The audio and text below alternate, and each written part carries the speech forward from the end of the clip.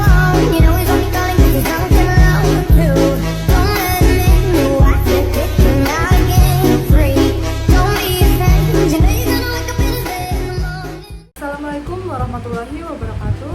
Saya Fitri Hidayatullah dari Prodi Manajemen. Di sini saya akan mempresentasikan tentang strategi investasi jika mendapatkan warisan sebesar 1 miliar.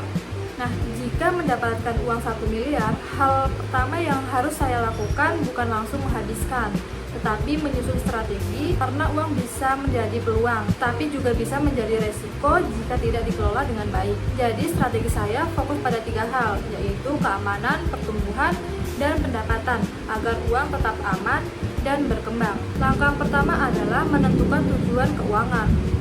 Apakah jangka pendek, menengah, atau panjang?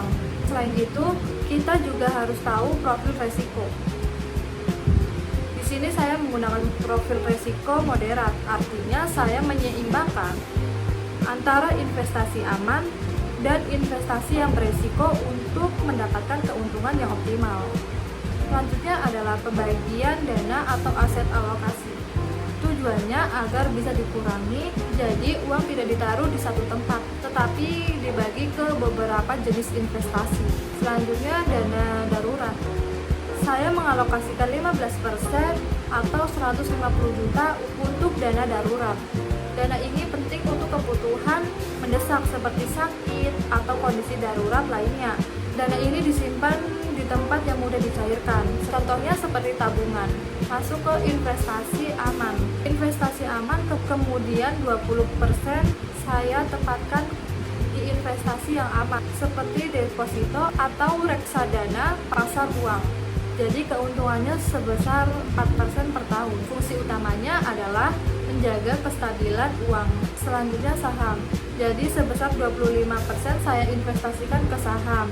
Saham memiliki potensi keuntungan yang tinggi sebesar 10% per tahun.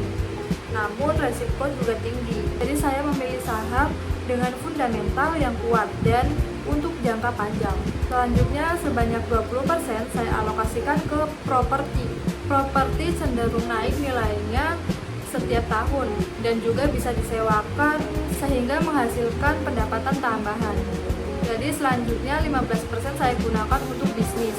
Bisnis memiliki keuntungan paling besar sehingga 15% per tahun. Namun resikonya juga tinggi.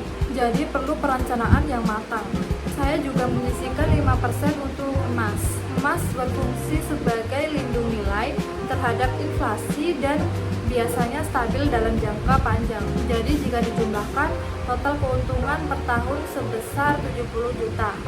Keuntungan ini bisa bertambah jika dilakukan reinvestasi dan memanfaatkan efek compounding.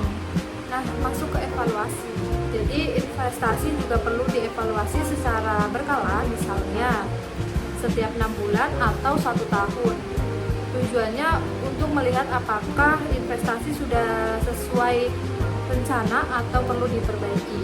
Nah, jadi kesimpulannya strategi terbaik adalah membagi dana ke berbagai investasi agar seimbang antara keamanan, pertumbuhan, dan pendapatan.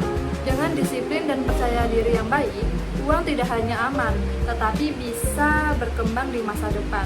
Sekian dari saya. Wassalamualaikum warahmatullahi wabarakatuh.